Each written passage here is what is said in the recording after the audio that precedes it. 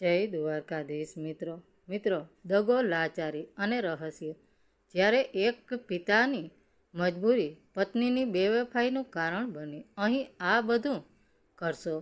પૃથ્વી જાગી ગયો તો રાજવીરે કાજલને પોતાના બાહુપાસમાં લીધી અને તેને ચૂમવા લાગ્યો. કાજલે કોઈ વિરોધ ન કર્યો, બલકે તે પણ ધીમે ધીમે રાજવીરને સાથ આપવા લાગી. બંનેના શ્વાસ બેકાબૂ થઈ ગયા અને બંને એકબીજાના કપડાં ખેંચવા લાગ્યા. રાજવીરે અચાનક કાજલને પોતાની અલંગ કરી. તેનું આખું શરીર ધ્રુજી રહ્યું હતું. રાજવીરે હસતા હસતા કહ્યું, કાલે ફાર્મ હાઉસ પર આવી જા. કાજલે શરમાતા કહ્યું, જી હું આવી જઈશ. ધારાસભ્યજી, તમે આજે પૃથ્વીને બચાવી લીધો. હું તમારી આભારી છું. રાજવીરે કાજલના ચહેરા પર હાથ ફેરવતા કહ્યું, આભાર નહીં કાજલ, આ તો બસ શરૂઆત છે.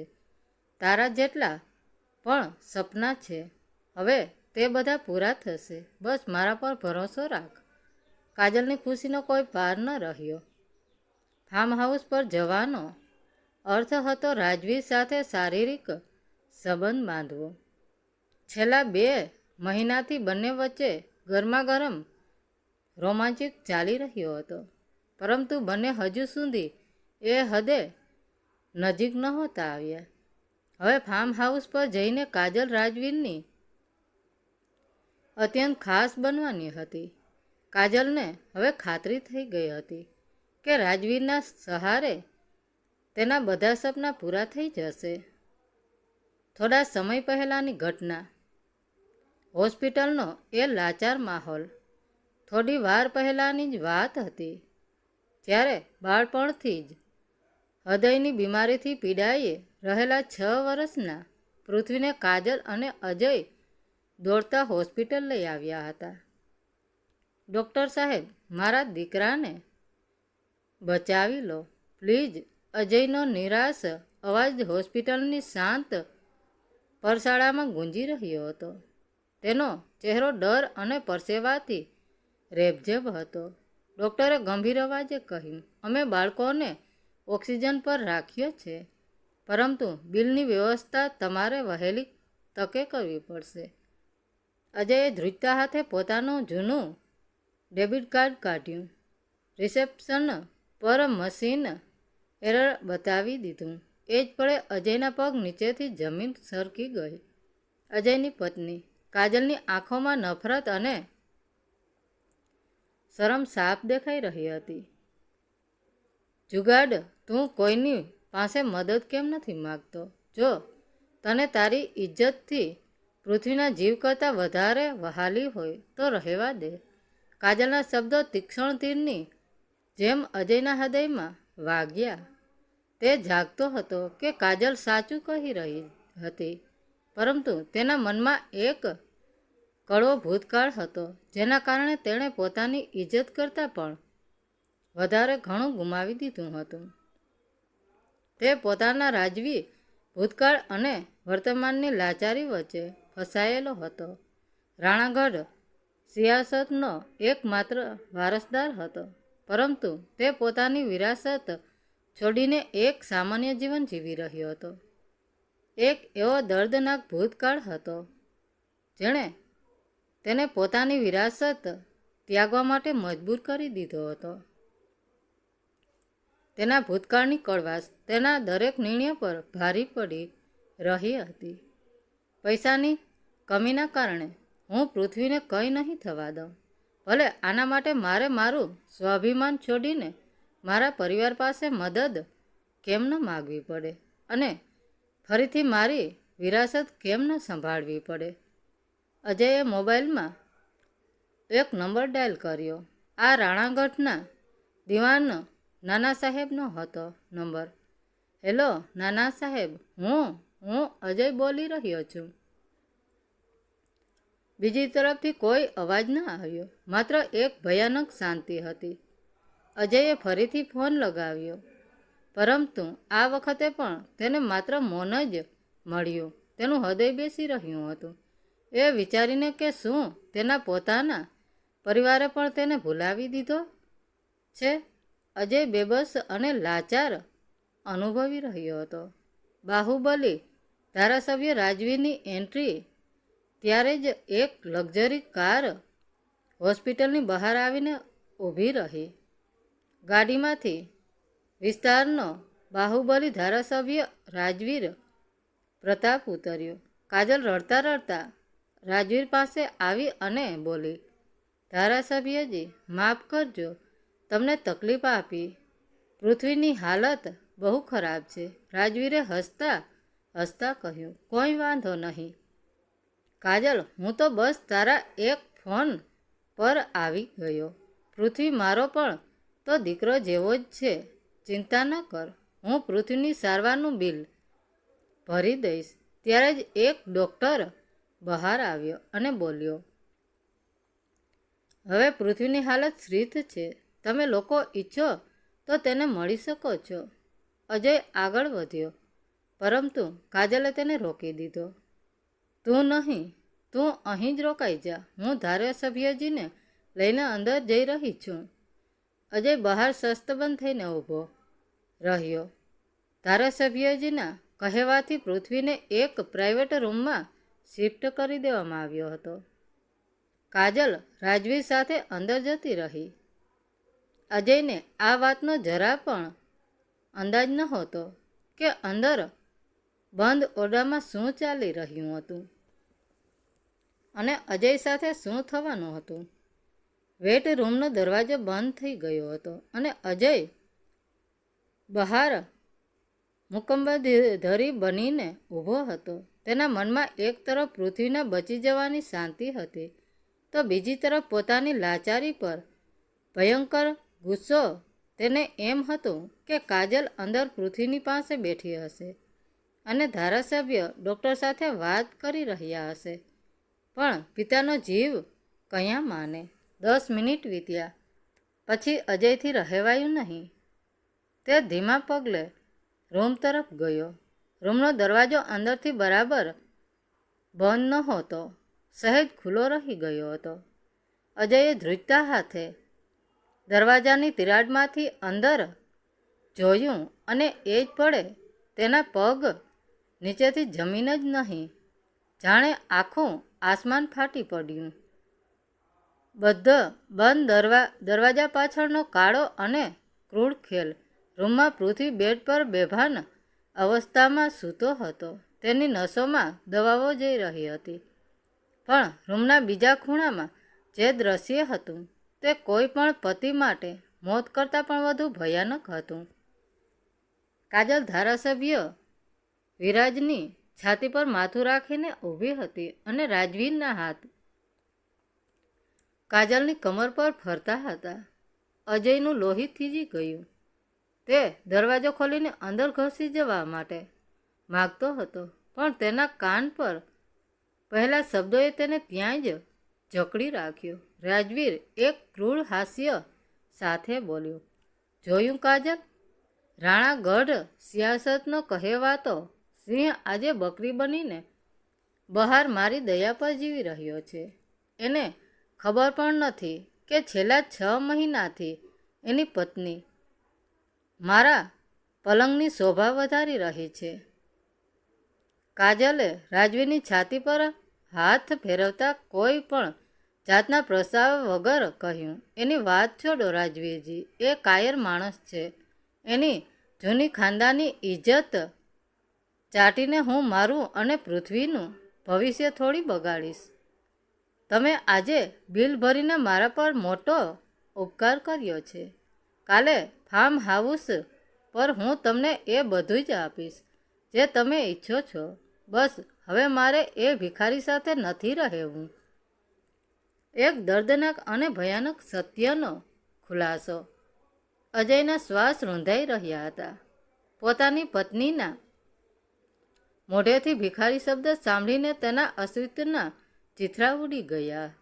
પણ સૌથી મોટો અને ભયાનક આઘાત તો હજુ બાકી હતો. રાજવીરે કાજલના વાળ ખેંચીને તેનો ચહેરો પોતાની તરફ કર્યો અને એક શેતાની અવાજમાં કહ્યું, તને શું લાગે છે કાજલ, અજયની ફેક્ટરીમાં આગ અચાનક લાગી હતી? નહીં, એ મેં લગાડાવી હતી અને રસ્તા પર લાવવા માટે, જેથી તું મારી પાસે મદદ માગવા આવે. અને પૃથ્વીની આ બીમારી, એની દવાઓ બદલવાનું કામ પણ મારા જ માણસોએ કર્યું હતું, જેથી તું આજે રાત્રે મજબૂર થઈને મારા પગમાં પડે. આ સાંભળીને કાજલ એક ક્ષણ માટે ચોંકી ગઈ, પણ પછી પૈસા અને પાવરના નશામાં અંધ બની ચૂકેલી કાજલે જે કહ્યું તેણે અજયને જીવતે જીવ મારી નાખ્યો. કાજલે હસીને કહ્યું, તમે બહુ જ ખતરનાક છો રાજવીરજી, પણ મને હવે કોઈ ફરક નથી પડતો. બસ મારો પૃથ્વી સાજો થઈ જાય, પછી આપણે અજયને હંમેશા માટે રસ્તા પર રઝળતો છોડી દઈશ. લાચાર પિતાનું મૃત્યુ અને રાણાગઢના વારસદારનો જન્મ. દરવાજાની બહાર ઊભેલા અજયની આંખોમાંથી વહેતા આંસુ હવે સુકાઈ ગયા હતા. તેના ચહેરા પર છવાયેલી લાચારી ગાયબ થઈ ગઈ હતી. આંખો લાલ ચોળ થઈ ગઈ હતી. તેને સમજાયું કે તેણે જેને પોતાનો પરિવાર માન્યો હતો તે જ તેની બરબાદીનું સૌથી મોટું કારણ હતા. તેણે ધીમેથી દરવાજો છોડ્યો. તે ત્યાંથી રડતો રડતો ભાગ્યો નહીં.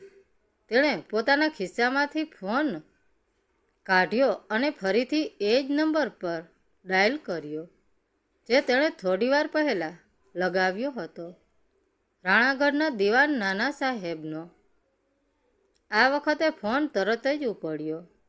સામેથી એક વૃદ્ધ પણ દમદાર અવાજ આવ્યો, હુકમ, રાણાગઢ આપની રાહ જોઈ રહ્યો છે. કહો, કોની ચિતા સળગાવવાની છે? અજયના અવાજમાં હવે કોઈ દર્દ નહોતું, માત્ર મોતની શાંતિ હતી. નાના સાહેબ, તમારી ફોર્મ્યુનર ગાડીઓનો કાફલો લઈને શહેરની સિટી હોસ્પિટલ પહોંચો. અજય મરી ગયો છે. રાણાગઢનો કુંવર અજયસિંહ પાછો ફરી રહ્યો છે. અને હા, ધારાસભ્ય રાજવીરની કબર ખોદવાની તૈયારી શરૂ કરી દો. અડધો કલાક માંડ વીત્યો હશે. સિટી હોસ્પિટલની બહાર એક ભયાનક શાંતિ છવાયેલી હતી, જેને ચીરતો સાયબરનો અવાજ સંભળાયો. એક સાથે 10 કાળા રંગની ફોર્ચ્યુન ગાડીઓ હોસ્પિટલના ગેટમાં ઘસી આવી.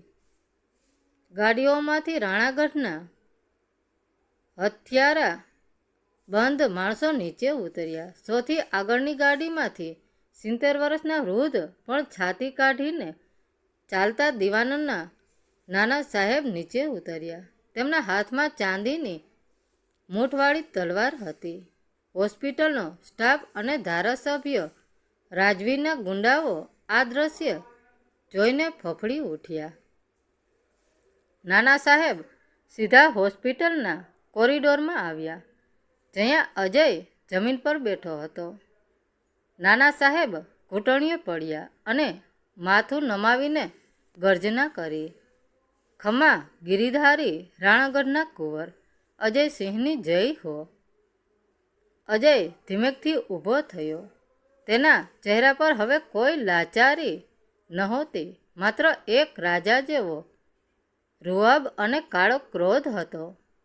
બંધ દરવાજો તૂટ્યો અને રાજવીનો અહંકાર ચકનાચૂર. પ્રાઇવેટ રૂમના કાજલ હજુ પણ રાજવી સાથે ભવિષ્યના સપના જોઈ રહી હતી. અચાનક રૂમનો દરવાજો એક જોરદાર લાતથી તૂટીને નીચે પડ્યો. રાજવીના 2 ખાસ ગુંડાઓ લોહીલુહાણ હાલતમાં રૂમમાં ફંગોળાયા. રાજવીર ગુસ્સામાં આગ બબૂલા થઈ ગયો. કોણ છે? કોની હિંમત થઈ? પણ સામેનું દ્રશ્ય જોઈને તેના શબ્દો ગળામાં જ અટકી ગયા. દરવાજા પર અજય ઊભો હતો, પણ આ એ ભિખારી અજય નહોતો. તેની પાછળ રાણાગઢના ખૂંખાર માણસો બંદૂકો તાકીને ઊભા હતા. કાજલ ડરના માર્યા રાજવીની પાછળ સંતાઈ ગઈ. અજય, આ બધું શું છે? આ ગુંડાઓ કોણ છે?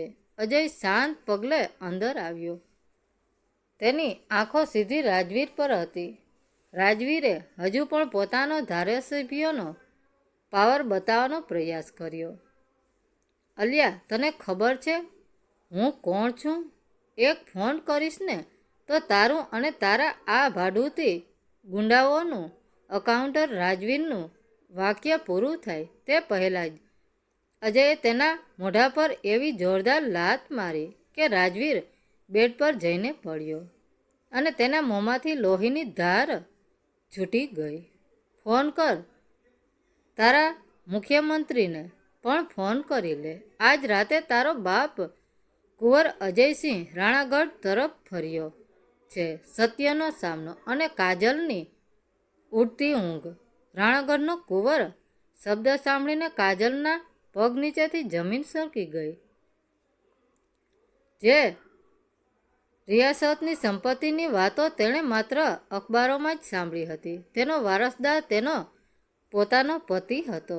અજય રાજવીરના વાળ પકડીને તેને જમીન પર ઘસડ્યો અને તેના હાથ પર પોતાનો ભારે બૂટ મૂકી દીધો. રાજવી દર્દથી ચીસી ઉઠ્યો. અજયનો અવાજ આખા રૂમમાં ગુંજ્યો. મારી ફેક્ટરીમાં આગ તે લગાવી હતી ને? પૃથ્વીની દવાઓ બદલવાનું કામ તે કર્યું હતું ને? મારા દીકરાને મારવા માંગતો હતો તું? અજયે બૂટથી રાજવીરનો હાથ એટલા જોરથી દબાવ્યો કે હાડકાં તૂટવાનો અવાજ કડરક કરતો રૂમમાં ગુંજી ઉઠ્યો. રાજવીરની ચીસોથી હોસ્પિટલ ધ્રુજી ઉઠી. કાજલ હવે સમજી ચૂકી હતી કે તેણે શું ગુમાવ્યું છે. તે દોડીને અજયના પગમાં પડી ગઈ. મને માફ કરી દો અજય, મારો કોઈ વાંક નહોતો. આ બધું રાજવીરે મને બ્લેકમેલ કરીને કરાવ્યું હતું. મને ખબર નહોતી કે તમે રાણાગઢના વારસદાર છો. અજયે એક ઝટકાથી કાજલને દૂર ફેંકી. હા, તને ખબર નહોતી કે મારી પાસે પૈસા છે એટલે તે પૈસા માટે એક બીમાર બાળકના બાપનો સોદો કરી નાખ્યો. તે એક પતિ સાથે નહીં, એક દીકરાના શ્વાસ સાથે ગદ્દારી કરી છે. કાજલ, એક દર્દનાક અને કાયમી સજા. અજયે નાના સાહેબ તરફ જોયું. નાના સાહેબ, રાજવીરના જેટલા પણ કાળા ધંધા છે તેની ફાઇલો પોલીસ કમિશનરને મોકલાવી આપો. આવતીકાલની સવાર પડતા પહેલાં આનું રાજકીય કરિયર અને બધું જ ખતમ થઈ જવું જોઈએ અને આને જીવતો રાખજો જેથી તે આખી જિંદગી જેલની કોટડીમાં રીબાઈને મરે. રાણાગઢના માણસો રાજવીને ઢસડીને બહાર લઈ ગયા. હવે રૂમમાં માત્ર અજય, કાજલ અને બેભાન પૃથ્વી હતા. અજયે પોતાના માણસોને આદેશ આપ્યો, પૃથ્વીને અત્યારે જ રાણાગઢના પ્રાઇવેટ પ્લેનમાં મુંબઈની બેસ્ટ હોસ્પિટલમાં શિફ્ટ કરો. એને કંઈ જ ન થવું જોઈએ. કાજલ રડતા રડતા પૃથ્વી તરફ દોડી. નહીં, મારો દીકરાને મારાથી દૂર ન લઈ જાઓ. હું એની મા છું. અજયે કાજલનો રસ્તો રોક્યો અને તેની આંખોમાં આંખ નાખીને કહ્યું, મા, જે મા પોતાના દીકરાની સારવારના બહાને પોતાના આશિક સાથે સુવાની તૈયારી કરતી હોય એને મા કહેવાનો કોઈ હક નથી. મેં કહ્યું હતું ને કે તારે એક ભિખારી સાથે નથી રહેવું. તો જા, આજથી તું આઝાદ છે. પણ હવે તું આખી જિંદગી એક રૂપિયા માટે ભીખ માગીશ, કારણ કે તારો પડછાયો પણ રાણાગઢની સંપત્તિ કે મારા દીકરા પર નહીં પડે. અજય પોતાના દીકરાને લઈને રૂમની બહાર નીકળી ગયો. કાજલ હોસ્પિટલના એ ખાલી રૂમમાં એકલી જમીન પર પડીને માથું પછાડતી રહી ગઈ. તેણે પૈસાની લાલચમાં એક ધારાસભ્યનો સાથ આપ્યો હતો, પણ આજે તેણે એક અબજોપતિ સામ્રાજ્ય, પોતાનો દીકરો અને સાચો પ્રેમ બધું જ ગુમાવી દીધું હતું. રાણાગઢનો સિંહ જાગી ગયો હતો અને બે વફાઈની રાખ હોસ્પિટલના એ રૂમમાં ઉડી રહી હતી. મિત્રો, વાર્તા કેવી લાગી? સારી લાગી હોય તો કોમેન્ટ કરીને જરૂર જણાવજો. ધન્યવાદ મિત્રો. રાધે રાધે. જય દ્વારકાધીશ.